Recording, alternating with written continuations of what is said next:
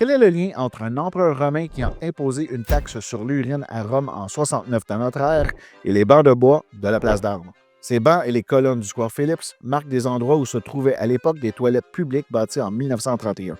Ces toilettes sont surnommées camilliennes, un dérivé de Vespasienne, qu'on retrouve déjà à Paris depuis des décennies. Le nom rappelle l'empereur Vespasien, mieux connu pour avoir créé un impôt sur la collecte d'urine, qui, à l'époque de l'Empire romain, est un produit recherché pour son ammoniac. À Montréal, presque 1900 ans plus tard, c'est le maire Camillien Houde qui lance son projet de travaux d'aide aux chômeurs durant la Grande Dépression. Pour faire travailler ces chômeurs, il lance de grands chantiers, le chalet du Mont-Royal, des bains publics et surtout un réseau d'une vingtaine de toilettes dans des lieux publics les plus populaires de la ville.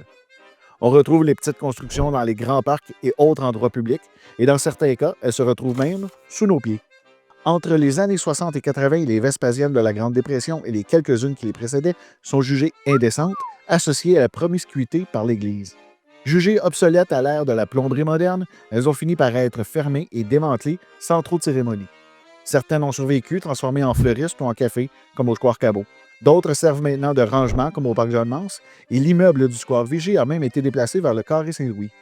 Les plus impressionnantes, qui se situaient sous la place d'Armes et sous le Square Phillips, furent abandonnées puis démolies lors de rénovations récentes.